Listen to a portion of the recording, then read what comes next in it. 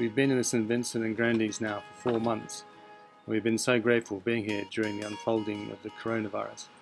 We've had an amazing time, swam with manta rays, seen a leatherback turtle bury her eggs on the beach, done some great hikes and been kiteboarding.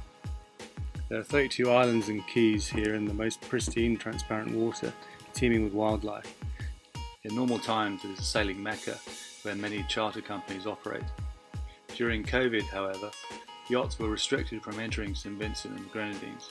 This meant we, along with a number of other boats, also here when the virus struck, had the chance to explore these islands whilst the anchorages were often virtually empty.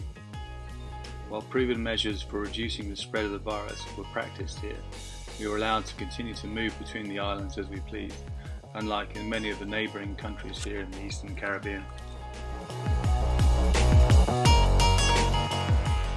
To begin with, we spent a lot of time in Bequia, which is a very picturesque island and which has been a favourite of sailors for years. There we encountered a friendly manta ray that swam around our boat regularly. Bequia is a great place to visit as the anchorage is vast and has good holding everywhere. It's also possible to get things fixed here as there are a number of skilled engineers on shore. Just as well as we've had a few issues in the last few months. Whilst anchored off Princess Margaret Beach, I noticed one morning something large in the water near the boat, which turned out to be a manta ray. Kate and I both got in the water, but we didn't see much as it had moved away. However, it became a regular event each morning about 10 AM. The manta ray would swim the same route, and we would be ready to get in the water and swim with it on many occasions. There are two types of manta rays, oceanic and reef.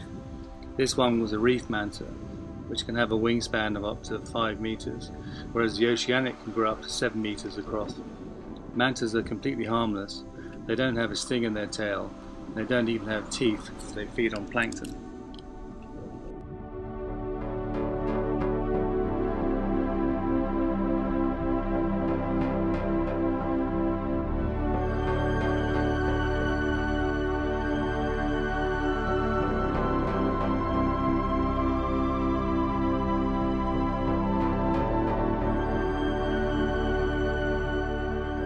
A few days later we came across a circle of people on the beach and saw a female leatherback turtle burying her eggs in the sand.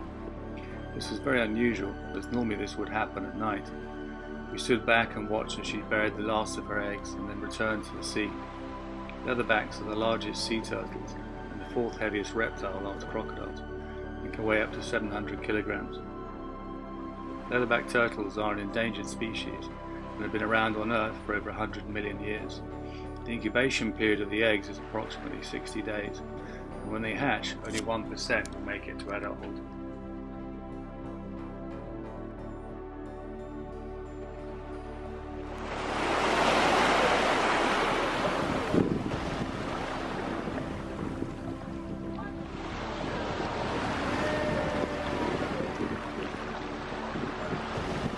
We did hike up to Peggy's Rock, which provides an amazing view over the whole of Port Elizabeth.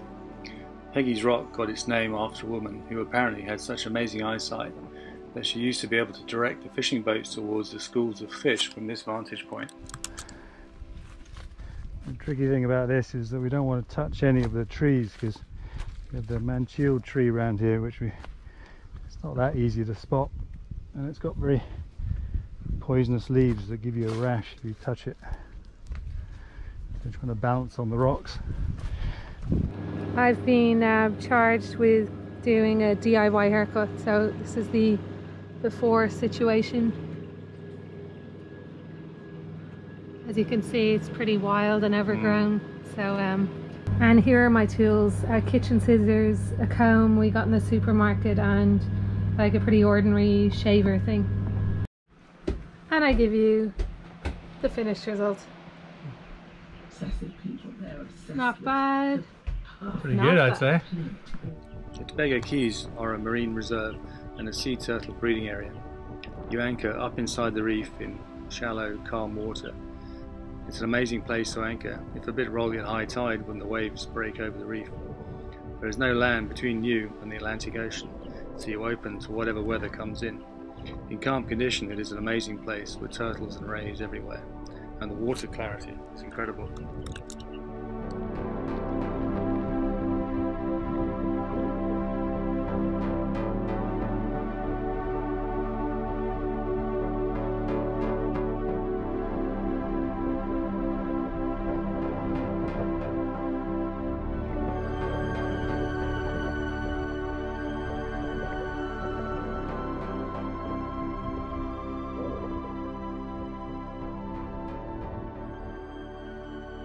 These fish are called spotted trunkfish, and they are very inquisitive. Whenever we got in the water, they were always around checking out what was going on.